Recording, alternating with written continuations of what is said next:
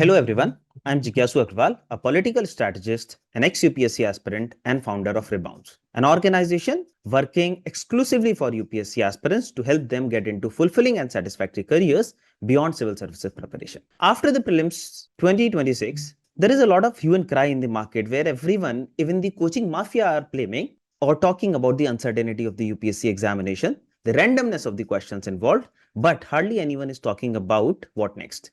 What are the various fulfilling career options which exist beyond UPSC which can be explored by you?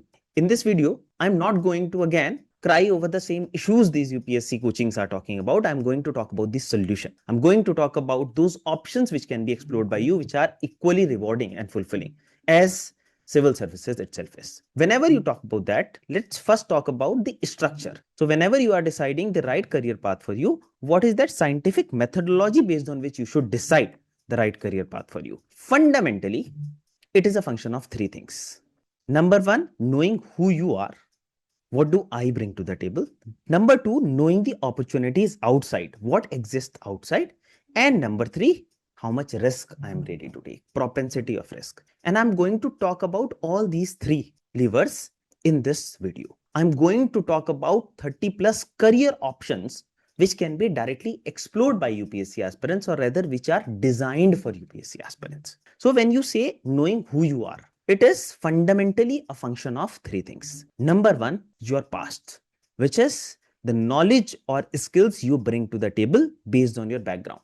It can be based on your academic background. It can be based on some internship, project, fellowship, or maybe your UPSC knowledge, work experience, etc., due to which you have developed. So what you bring to the table. Second is your interest and passion right now. Interest can be, let's say I'm someone who's really good with data or interested in data. I'm someone who is interested in maybe content writing, problem solving, communications, people management, creative work, etc., etc. Each one of us have our own forte. So what is my interest?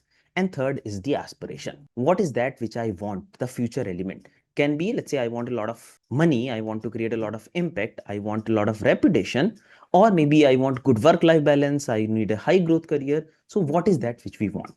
So your past, your present, and your future.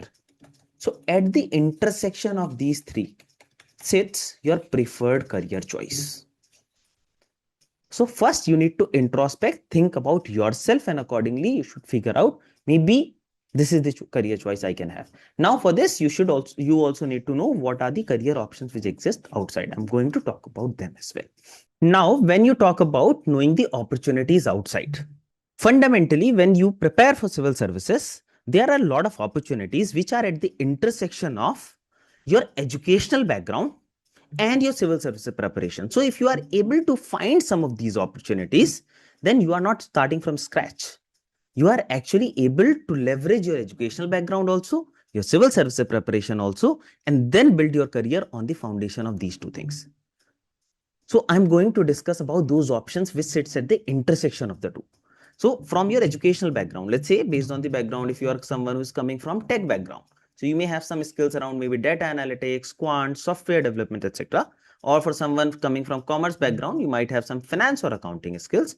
Or let's say your legal understanding if you are coming from the law background, or medical knowledge, or social sciences, depending on the background you are coming from.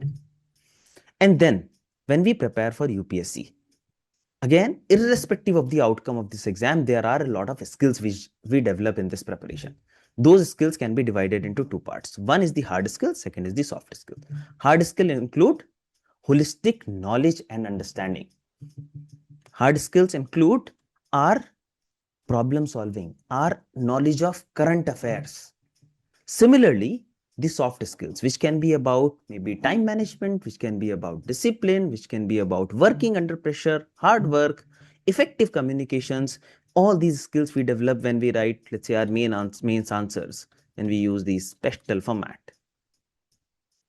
Almost everything under the sun, when we read all those subjects, we develop a lot of skills.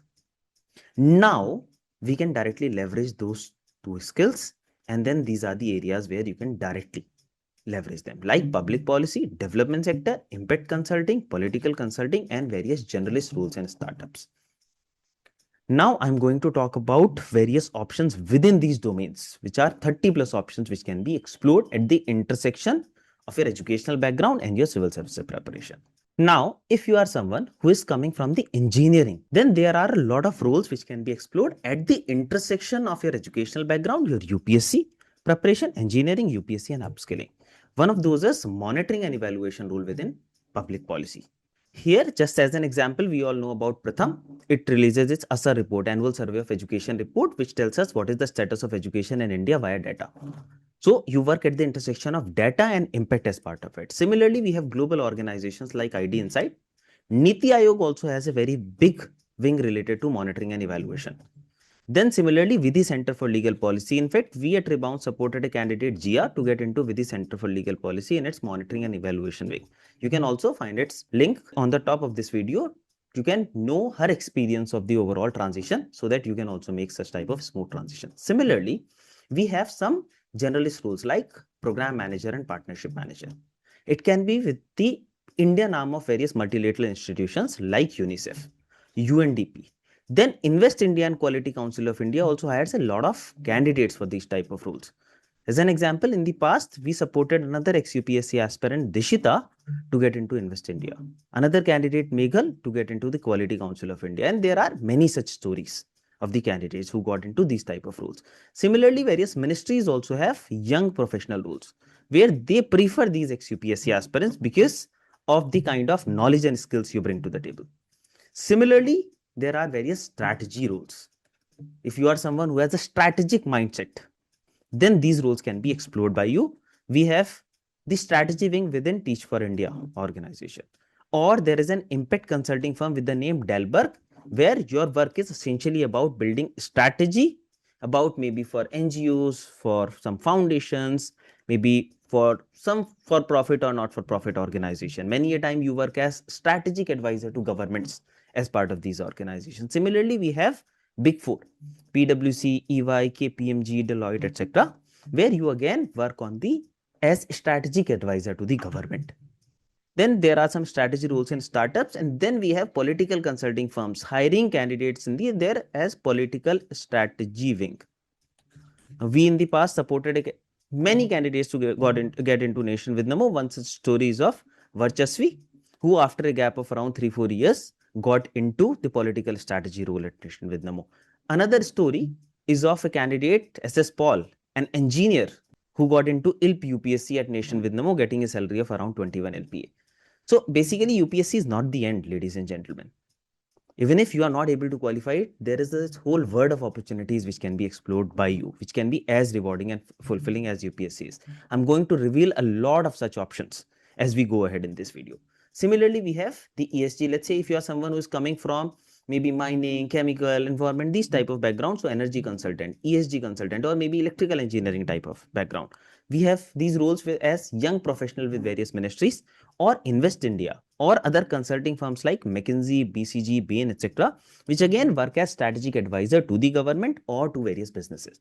You can work with these firms. Similarly, there are organizations like JPAL, Quantum Hub, etc. Then there are, if you are someone who's good with data, there are roles at the intersection of data and political consulting or politics, like Kamakhya Analytics.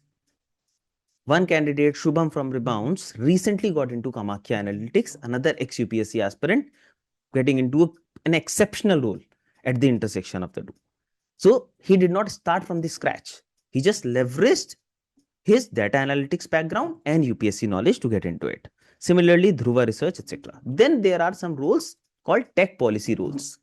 Because within policy also, there are some roles where you work on the technology aspect, be it with organization like NASCOM or Ministry of Electronics and IT. Then we also have these tech roles with organizations like Amazon,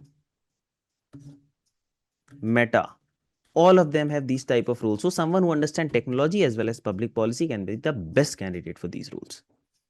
Similarly, if you are someone coming from the commerce background, you can look for roles at the intersection of your education, commerce, and public policy. One such very famous role is public finance management.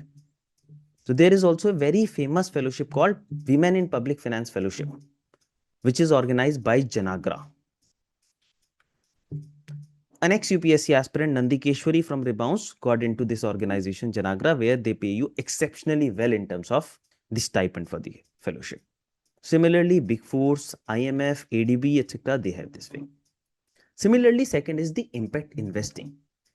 Impact investing is essentially just like in Shark Tank. There are people who invest fundamentally based on the profit. Here, you look at the profit as well as whether the organization is making some impact or not.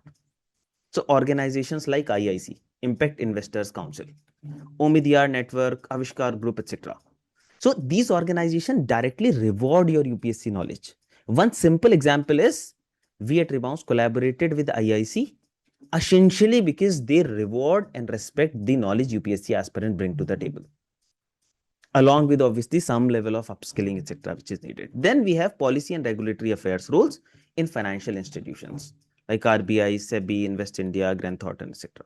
Then we have DFI, development finance institutions like IFC, NABARD, etc., which again hire candidates directly from the market. Then there are some roles in the microfinance area like Ujjivan, Small Finance Bank, Bandhan Bank, etc. They hire these candidates. So here, if you are, let's say, getting into these areas, you are not starting from scratch. You are directly leveraging your education as well as UPSC knowledge. Similarly, if you are someone who's coming from the law background, then these are some of the options which can be explored by you. Also, because many a times we don't know, okay, how to get into this. I'm talking about these options, but how to get into it. Especially to help you with this, we at Rebounce are also organizing a completely free masterclass on this 31st of May. So maybe you can attend that as well to gain more clarity about how to get into these options. You can find the link of this in the description of this video. Now, if you are someone who is coming from the law background, the roles can be legislative consulting and policy advocacy, because you know law also and you know policy also, so you can advocate for policies. With the Center for Legal Policy fundamentally work on this aspect. PRS legislative research also keeps on coming up with a lot of such roles. And all these organizations fundamentally reward your UPSC journey. Similarly, there are some roles in legal research. As an example, Daksh is an organization which work in judicial reforms.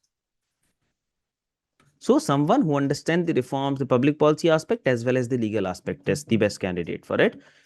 In the past, we helped a candidate, CH Rohit, to get into the Daksh role.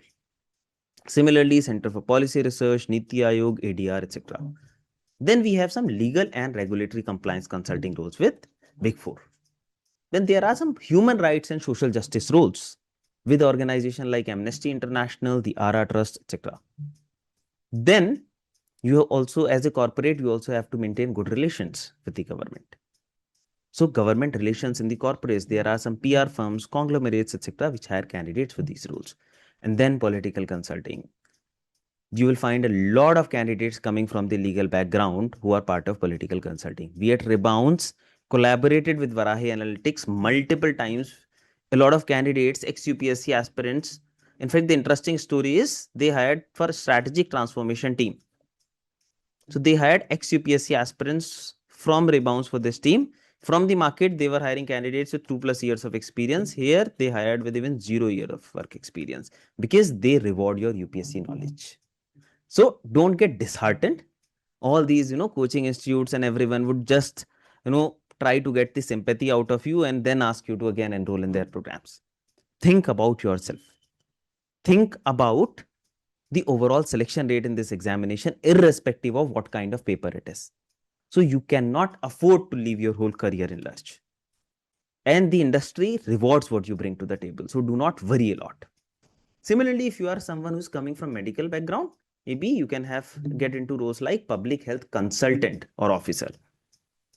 With organization like WHO, UNICEF, they have their Indian arm and they keep on hiring a lot of candidates for these roles. Health Ministry, Ayush Ministry, etc. Then we have health policy analyst roles, where you are again working at the intersection of you are analyzing policies related to health with org like NHA, National Health Authority, Niti Aayog, World Bank, Red Cross, etc. Then there are some consulting firms which especially work in the healthcare division. So you can get into those consulting firms. Organizations like ZS Associates, Capgemini, Big Four, etc. They reward your structured thinking coming from UPSC preparation, your medical background, and your understanding of policy aspects. Then there are some generalist roles like program manager for healthcare initiatives. There is a very big foundation with the name Antara Foundation. Then we have CRY, child rights and you, where you can get into.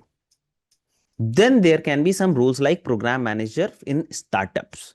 So in some healthcare startup, you can get like Tata 1mg, Precto, Netmeds, etc. You can get into those startups also if you are interested. Then if you are someone who is coming from social sciences background, again, there are a lot of roles related to research, like research associate in think tanks like Brookings, CPR, JPEL, ICSSR, etc., etc. Then there can be various roles related to advocacy and strategic communications with organizations like Greenpeace, CRY, ORF, etc. So basically, ORF, Observer Research Foundation, they also keeps on coming up for various strategic communication type of roles. In fact, various embassies also keep on coming up with these type of roles. A lot of ex-UPSC aspirants from Rebounce got into similar type of roles. So don't need to worry about whether it is possible or not. It is certainly possible. Similarly, we have CSR roles. In the past, we helped an ex-UPSC aspirant, Mehak. She got into Lakshya. Then there is Century Ply. This is an organization with which we collaborated very recently at Rebounce, and a candidate, an ex-UPSC aspirant, got into their CSR role at a very good salary. So Parth got into this role. And when they collaborated, they rewarded the knowledge you bring to the table. That's why they even collaborated with Rebounce for this role. Similarly, we have human rights advocate role with Amnesty International, Human Rights Watch, etc. Then there are various public policy and political consulting fellowships which can be explored by you, like International Innovation Corps, where you get a stipend of over 1 lakh rupees per month, LAMP Fellowship, Mukherjee Fellowship, etc., etc. And are many more options which can be explored by you, which we are also going to discuss in our upcoming masterclass. Now, I've already discussed a lot of career options, but the fundamental questions candidates would be having is, how can I get into all these options? What is the mindset I should be having? What are those things I need to focus on? To especially answer all these questions, we are organizing a completely free masterclass on UPSC Plan B, Clarity, Confidence and Career Opportunities this Sunday, 31st May at 7 p.m. I would advise each one of you to please attend that. I'm sure you will benefit immensely. You can find the link of it in the description of this video. Your support is the fuel to the vision of Rebounce. We are always here to help, support, guide you in whatever way possible. Thank you.